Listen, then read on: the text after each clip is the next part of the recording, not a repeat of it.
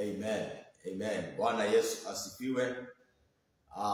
Jioni ya usiku wa leo ninakusalimu katika jina la Kristo Yesu, mahali popote ulipo katika nchi yetu ya Kenya na katika mataifa mengine, katika jina la Yesu, na kukaribisha katika ushirika wetu wa every Wednesday.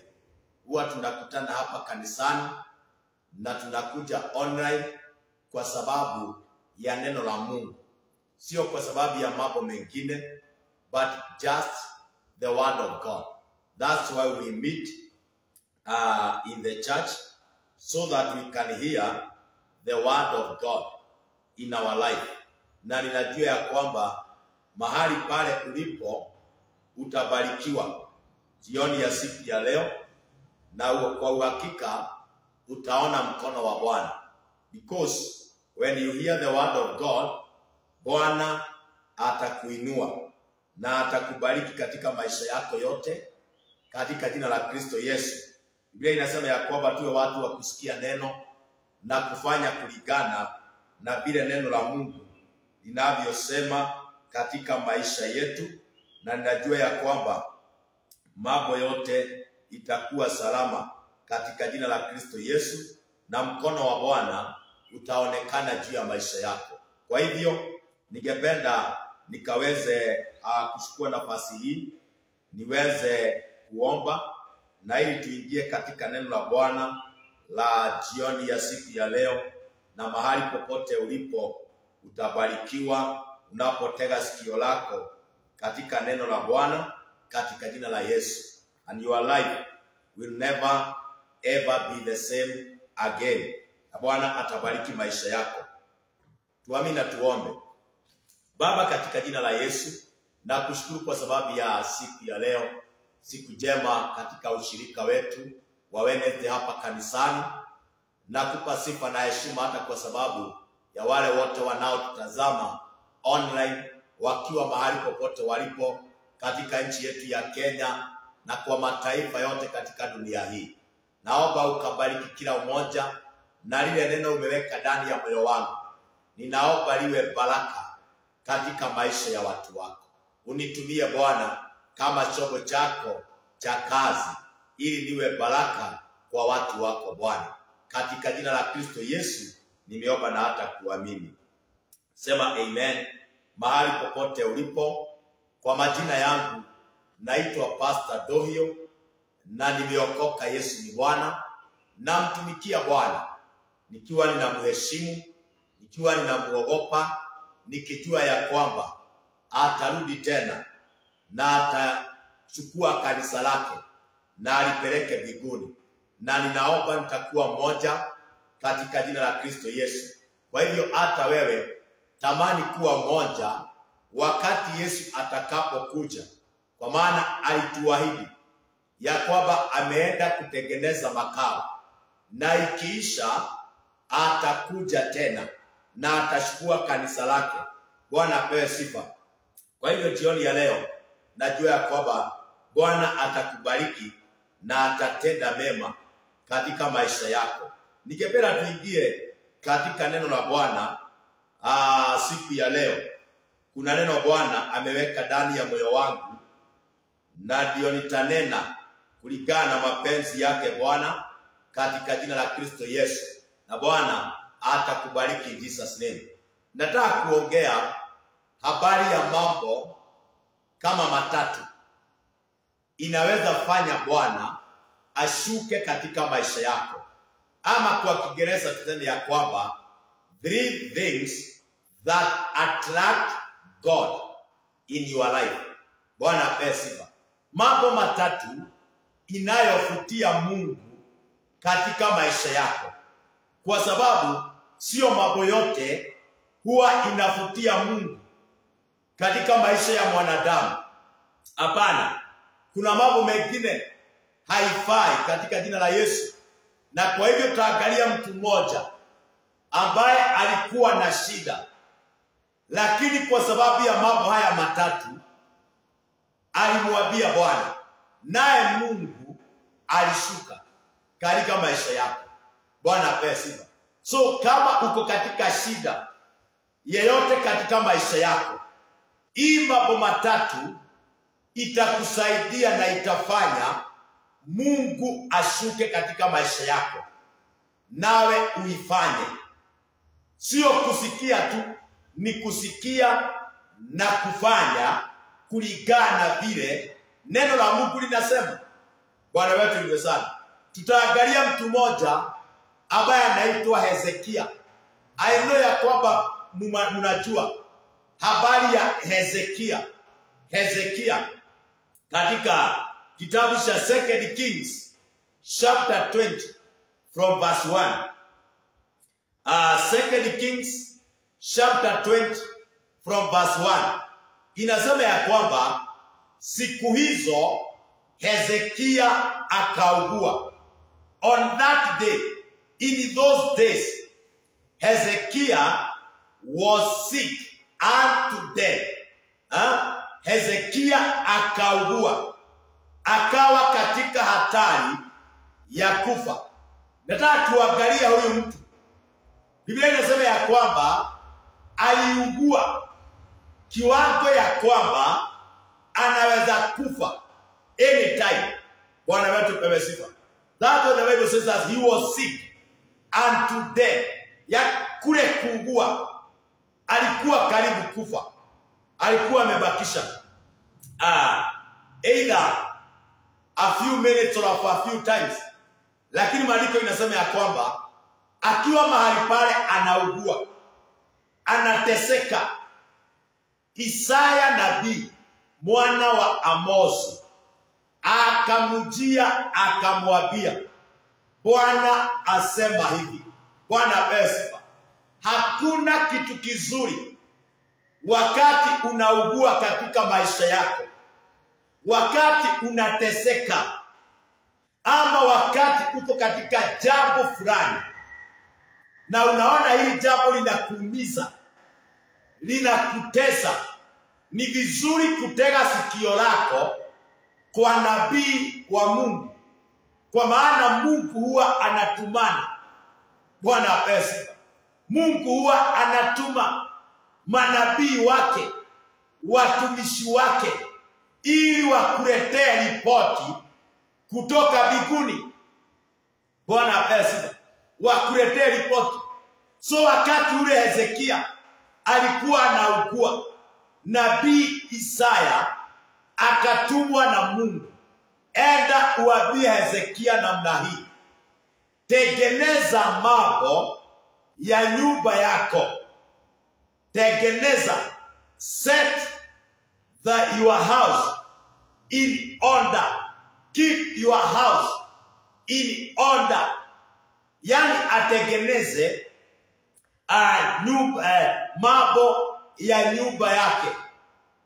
Unaona ya kwamba hii unabii ambaye umeletwa na Isaya kwa mtu ambaye anaugua karibu kufa, naye Mungu anatumana, enda umwambie tengeneza mambo ya nyumba yako, maana utakufa. Alikuwa karibu kufa, sauti imekuja, nabii amekuja, tengeneza mambo ya nyumba yako, kwa maana utakufa wala hutapona. Wewe angalia, Mungu aliona ya kwamba huyu mtu, kwa maana alikuwa mkubwa. Hezekia alikuwa mkubwa. So Mungu akatumana akamwambia kwamba enda umwambie ya kwamba atakufa. Nataka uangalie hii maneno, uone kile kilisimamisha hii kifo ya Hezekia, na vile Hezekia alienda mbele za Mungu. Ni nini hiyo alikumbusha Mungu, ikafanya Mungu ashuke juu ya maisha yake? Mtu ambaye alikuwa karibu kufa, ikasemekana ya kwamba hatakufa. Verse 2. Basi Hezekia akajigeuza, alipokea the report. Ule unabii aliupokea kutoka kwa nabii wa Mungu. Akasema basi Hezekia akajigeuza, akaelekeza uso wake ukutani, akamuomba Bwana, akasema, nataka nikuambie jioni ya siku ya leo, wakati unaletewa neno la kiunabii, ukiwa katika shida, ukiwa katika hatari, Bwana wetu pewe sifa, unaposikia ile ripoti, huwa unafanya namna gani? Which step do you take? Yani huwa unachukua hatua gani? Ndio sauti umeletewa, neno la kiunabii limekuja kwako, na uko katika hatari, then ni hatua gani wewe unachukua? Maandiko inatuonyesha hapa, Hezekia hakubishana na ile sauti, hakushida pale. Ile ripoti ililetwa haikuwa nzuri hivyo, kwa sababu wako karibu kufa na sauti imeletwa ya kwamba atakufa. Yani ni kama kumumalizia mahali alikuwa amebakia. Bwana wetu pesa. Lakini wakati unasikia sauti ya Mungu, ukiwa katika shida, ni hatua gani wewe huwa unachukua? Hii maandiko inatuonyesha Hezekia alielekeza uso wake kwa ukuta, akamuomba Mungu. Bwana pesa. Alimuomba Mungu, akasema ya kwamba, akasema, nakusihi Bwana, ukumbuke sasa. Wewe angalia, Bwana wetu pewe sifa, uko katika shida, mambo ambayo umefanya katika maisha yako inaweza simamisha maovu na mabaya ulioandaliwa mbele yako. Bwana wetu ni sana. Akamsihi Bwana, akamwambia kumbuka, akaanza kumkumbusha Bwana yale mambo alifanya wakati alikuwa na afya. Mimi sijui wewe ni mambo gani unaweza kumkumbusha Bwana iweze kuvutia Mungu katika maisha yako, na katika hiyo shida na hatari uko ndani yake, na Mungu aweze kukuokoa.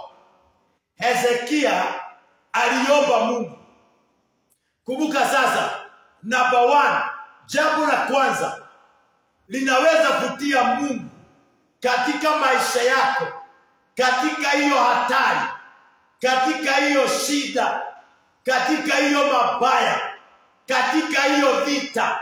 Jambo la kwanza akasema, kumbuka jinsi nilivyokwenda mbele zako katika kweli. Haleluya.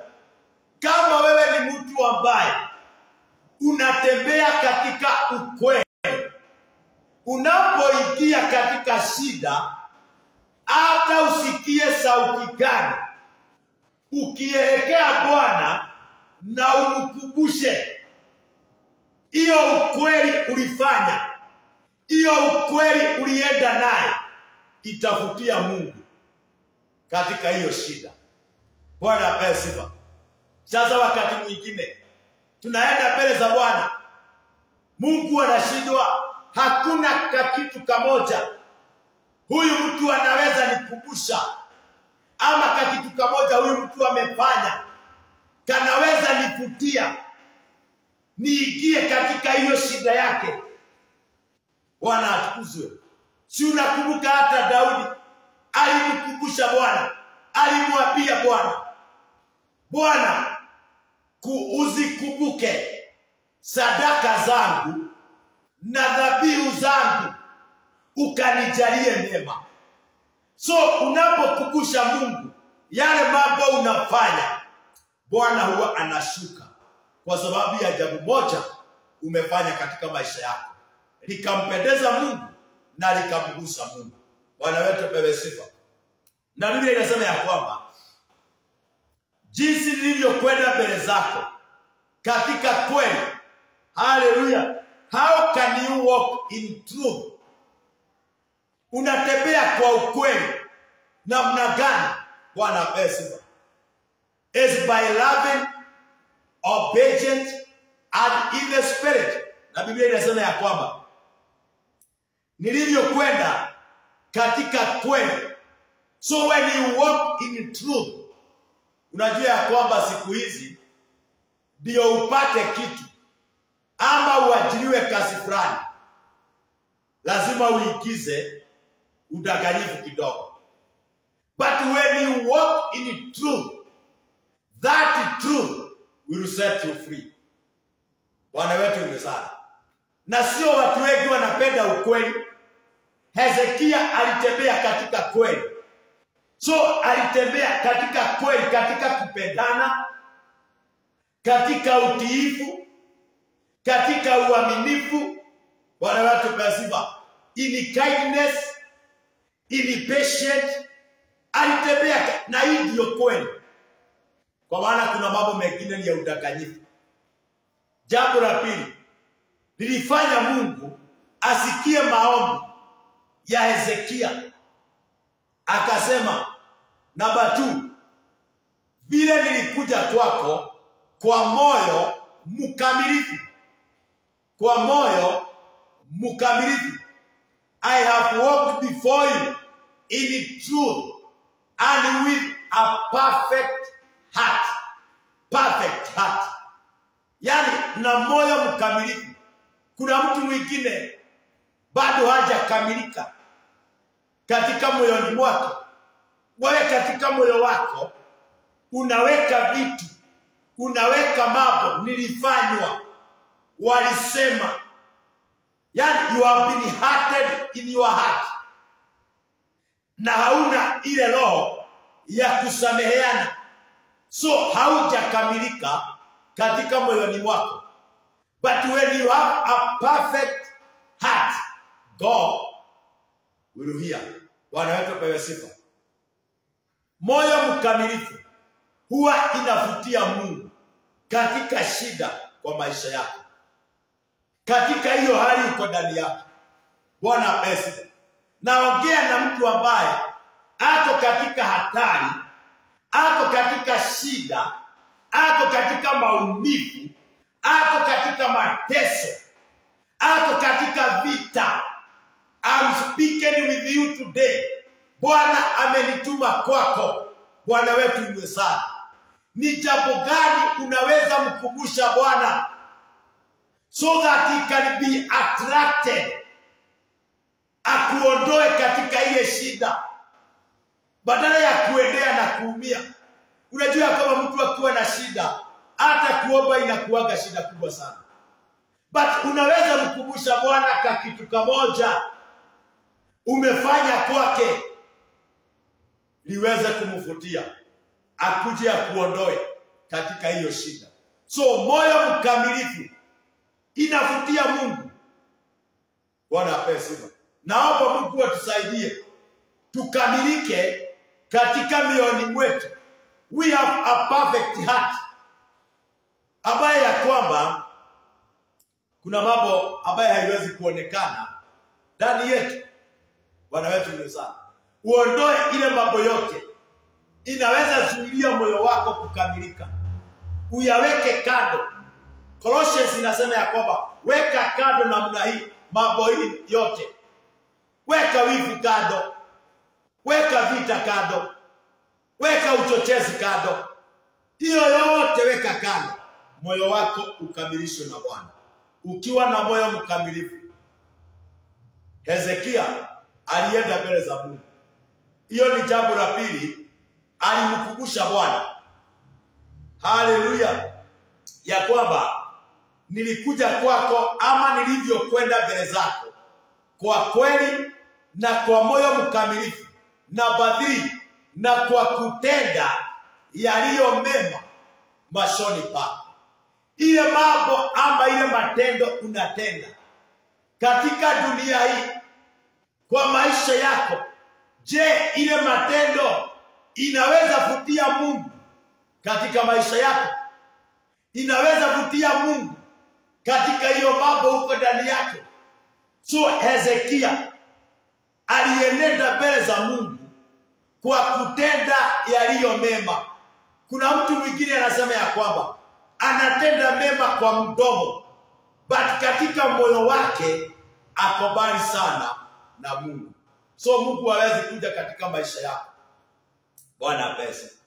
Hii mambo matatu ilifanya Mungu akanso ile ripoti ya kwanza apeane ingine, kwa sababu alikumbushwa na akaona ni kweli.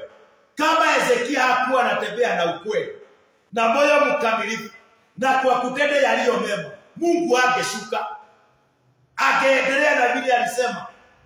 But he remembered God. Alimkumbusha Bwana, na Mungu akasema na kweli hii jamaa alitembea na ukweli. Moyo wake ulikuwa mkamilifu. Alitenda mema machoni pangu. So naye Bwana akasema, hapana, Bwana wetu yule sana, lazima nitamfanyia kitu huyu. Bwana wetu yule sana.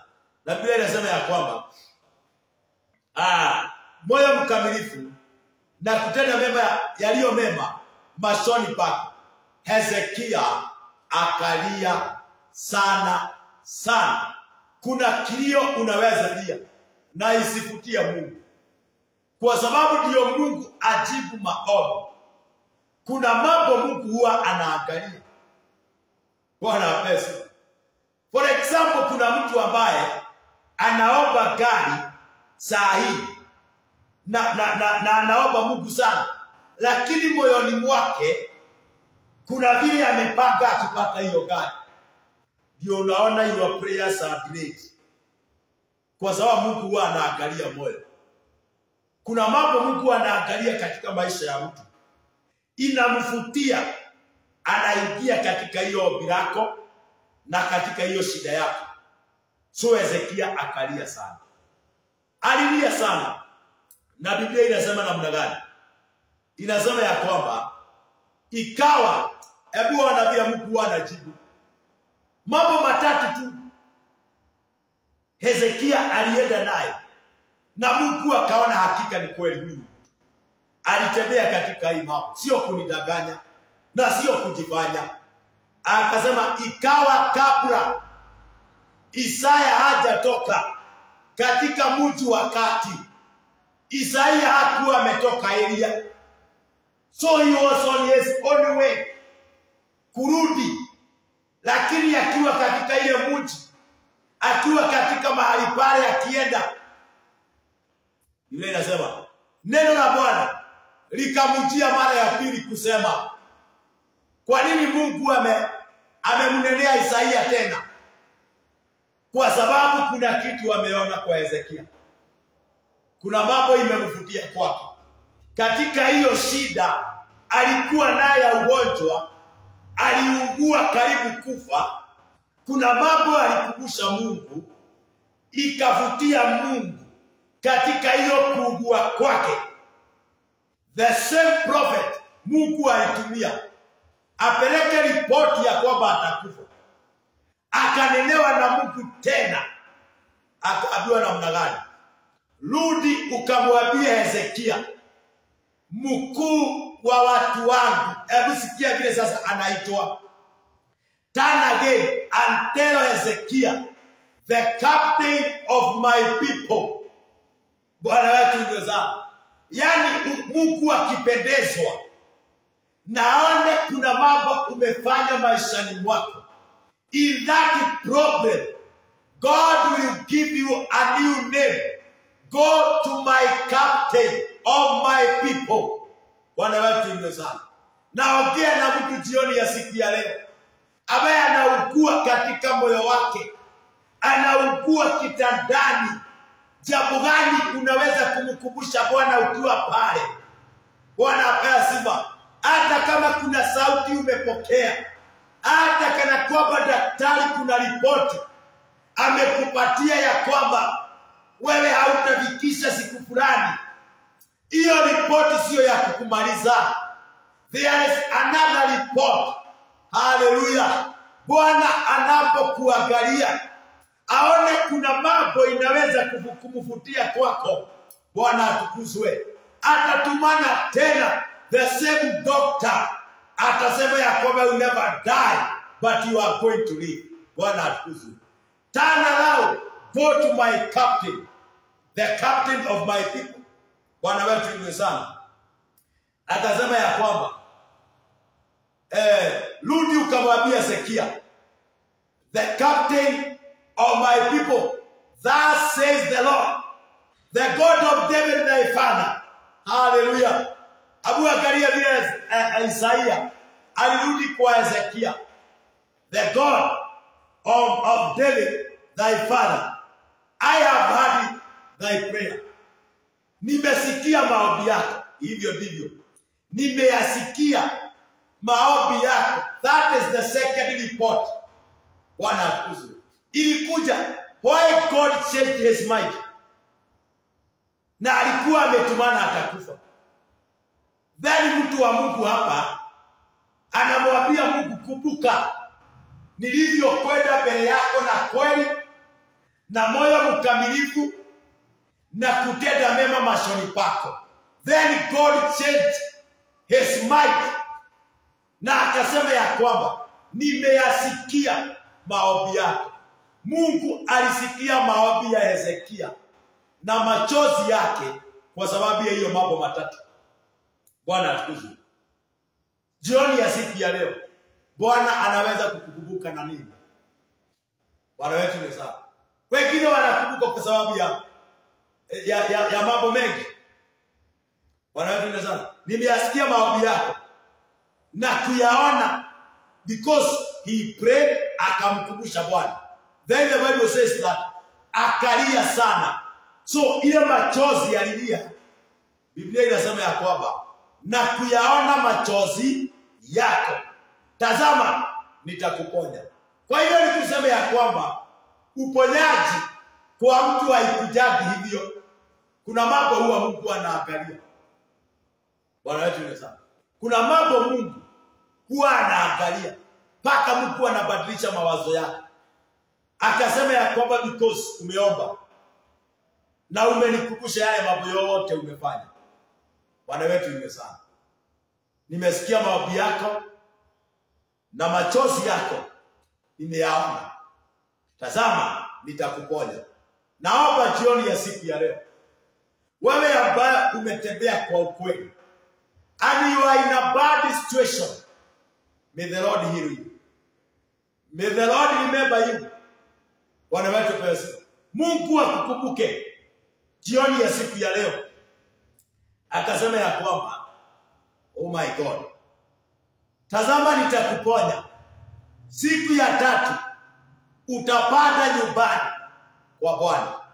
Siku ya tatu. On that day you shall go up unto the house of the Lord. Kwa hivyo hata hakuwa anatoka kwa nyumba yake.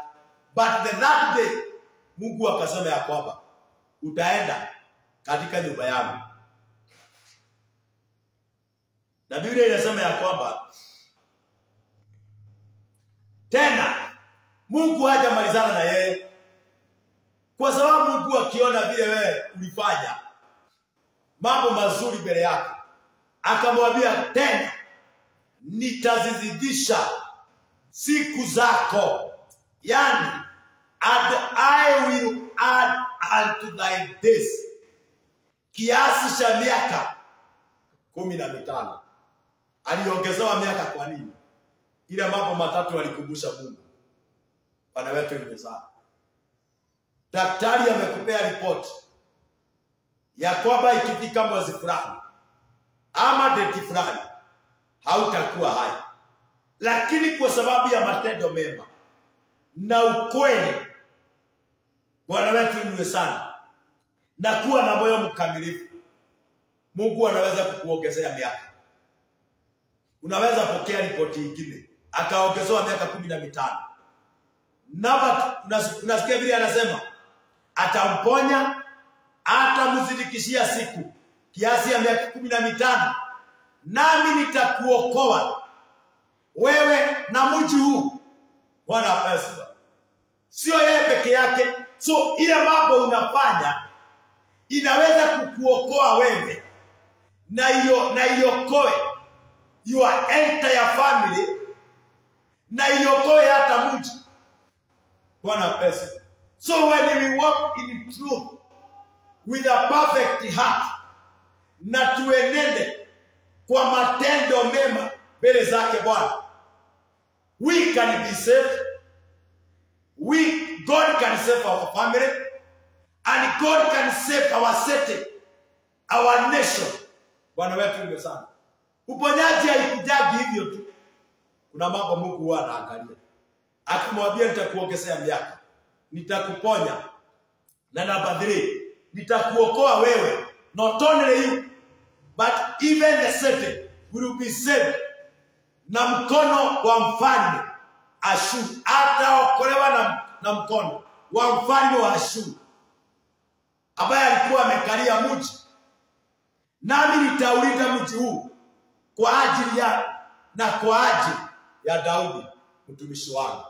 That's what God can do for everyone who walk in truth, na kwa moyo mkamilifu na kwa matendo mema. Just hiyo mambo matatu inaweza kufanya Mungu change your life automatically. In the name of Jesus. That is my prayer today. Na ndio Bwana amenituma leo, jioni ya leo. Bwana atukuzwe. Kwa sababu ya yale mashida tuko nayo. We are praying, we are fasting. Bwana bless. Nothing is happening. We are giving our tithes, our sacrifices, our offerings. Nothing is happening. But kuna mambo matatu Mungu anaangalia. Wewe ni mtu wa ukweli. Bwana bless. Unaongeaga ukweli. Unatembea katika ukweli. Namba 2, wewe ni mkamilifu kwa moyo. Namba 3, matendo yako iko namna gani? Bwana bless. How is your action before the Lord? Kwa sababu matendo mema inaweza kukuokoa. Bwana tunaona ikiokoa Hezekia. Na Bwana akasema ya kwamba nitaulinda mji na kwa ajili ya Daudi mtumishi wangu. Naye Isaia akasema, Bwana bless. Toeni mkate wa tini, wakautoa, wakauweka juu ya jiko, naye akapona. Bwana bless. Hezekia akapona. Haleluya, akapona. Isaia akamwambia, jambo hili mpaka Mungu anapeana lile jambo litakalo onyeshana ya kwamba the sign ya kuonyeshana umeondolewa katika ile shida. Jambo hili litakuwa ishara kwako itokayo kwa Bwana, ya kwamba Bwana atalifanya neno hilo alilolinena. Je, kiburi kiendelee madaraja 10 au kirudi nyuma madaraja 10? That was the sign ya kuonyesha Hezekia already Mungu amesikia maombi na amekuponya. Bwana atukuzwe. I pray tonight, may you see the signs ya kukuonyesha ya kwamba umetoka katika hiyo shida, katika hiyo hatari, katika hiyo mateso, kwa sababu ya hiyo mambo matatu: ukweli, ukamilifu na matendo mema. Bwana wetu ni sana. Mungu atakuonyesha signs. Hezekia akajibu ni jambo jepesi. Akaona kama ni jambo jepesi kiburi kuendelea madaraja 10, na hicho kiburi kurudi nyuma madaraja 10. Isaya nabii akamulilia Bwana, akakirudisha nyuma kile kiburi madaraja 10 ambayo kilikuwa kimeshuka katika madaraja ya Ahazi. Bwana apewe sifa. Jioni ya siku ya leo mpendwa, that was the message ambayo Bwana amenituma kwako nayo. Bwana atukuzwe. Ya kwamba umemuita Mungu na umeomba, but 3 things can attract God in that situation ambayo uko ndani yake. Inavutia Mungu katika maisha yako, inafanya Mungu atege sikio lake. Bwana apesi. Jioni ya leo ni jambo gani unaweza kumkumbusha Bwana na Mungu kweli aone huyu ana haki, ana haki ya kubarikiwa? Kumbuka Mordekai, Bwana apesi, alikuwa mtu ambaye amesahaulika, lakini kitabu ikaangaliwa. Jambo moja alifanya, akakumbukwa. Alipopakiwa kufa, mambo ikabadilika. God can change things in your life. God can change that situation. No matter how worse it is. But through the truth, na ukamilifu na matendo mema, God can change that situation. Bwana wetu apewe sifa. And that's my prayer today. Kwa mtu ambaye ako kitandani anaugua, kumbuka jambo moja ulifanya mbele za Bwana. God will hear your prayer. God will hear your cries. Bwana apewe sifa. Jambo moja, na ndio ni vizuri wapendwa, washeni tuwe watu wa kutenda matendo mema. Washa kutendea wengine mabaya. Na Biblia inasema usishoke kwa kutenda mema wakati upatapo nafasi. Badala ya kupiga mambo, kuwa mmoja wa kutenda mema. Na ukitenda yale mema, unapofika katika hatari, because in this world, lazima utakuwa mahali pa shida. Bwana apewe sifa. Na ndio maandiko inasema katika Psalms 41, heri ni yule akumbukaye aliye mnyonge, atakumbukwa na Bwana wakati atakuwa na shida yako. Bwana atukuzwe. Yaani Mungu anaweza kukukumbuka na nini? Ama ni mtu akigojeka, wewe ndiye wa kuongea. Wewe ndiye kujulisha mji mzima. Paka unaweka magonjwa mengine ambaye haiko. Badala ya kutenda mema, hiyo kitendo kitakuokoa one day ukiwa katika shida. Bwana atakumbuka. Soma Psalms 41. Utaona Bwana wetu ni mwema. Lakini ni vyema kutenda mema wapendwa. Don't fight people. Wewe tenda mema kwa hiyo jamii yenu. Wacha kupigana na wazazi. Wacha kupigana na ndugu zako na dada yako. Wacha kupigana na your cousins, your relatives. Wacha kupigana na your neighbor. Never fight anybody. Wewe tenda mema. That good action will save you one day. It saved Hezekiah kwa kumkumbusha Bwana vile alienda mbele yake. Alitenda mema machoni pa Mungu. Kwa maana macho ya Mungu inaona. Na mambo ile tunafanya katika dunia hii inakuwa recorded. Na ndio maandiko inasema mbinguni kuna vitabu viwili. Kitabu ya uzima na ya matendo mema. So tenda mema kwa watu. Wacha kuwa mtu wa vita. Hallelujah. Support each other. One day you will be supported. Kwa sababu haujiwezi, hata kama uko na pesa kiasi gani, hata kama dunia yote ni yako. Bwana wetu yule sana. Support people and you will be supported katika maisha yako. You will need people in your life. Hata ukidharau watu namna gani, one day utahitaji watu. So tenda mema na utaokolewa one day. Utamkumbusha Bwana. Kwa sababu itafika wakati utaingia kwa shida. Utakumbusha Mungu nini? Bwana atashuka katika hiyo shida kwa kuangalia nini? Ni mambo gani umefanya mbele za Mungu? Bwana wetu apewe sifa. Ninawasihi katika jina la Kristo Yesu mwana wa Mungu. Washeni tuwe watu wa kutenda mema. Washeni tutembee na ukweli. Washeni tuwe na mioyo ambaye ni mikamilifu mbele zake Bwana. Moyo ambaye hauna shida. Na ndio Daudi aliambia Mungu, create a pure heart. For Daudi alikuwa anaangalia moyo wake sana. Kwa sababu alitaka kuwa mkamilifu ndani ya moyo. Kama vile Bwana niumbie moyo safi. Moyo kama wako. Hallelujah. Akaendelea akasema, may you search my heart. Ushuguse moyo wangu. Ukiona jambo linaweza fanya nijute katika maisha hii, Bwana uweze kuniondolea. Alikuwa anataka kuwa na perfect heart. Moyo mkamilifu ambaye hauna shida.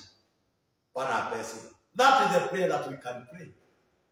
Na kwa hivyo jioni ya siku ya leo, mambo matatu nimekunenea. Angalia maishani mwako.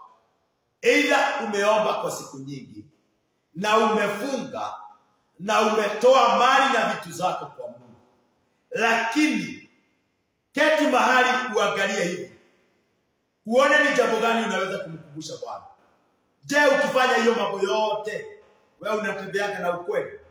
Moyo wako ni mkamilifu? Unatenda mema?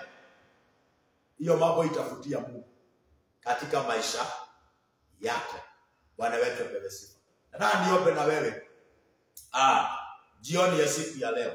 Najua kwamba moyo wako utabadilika na maisha yako itabadilika.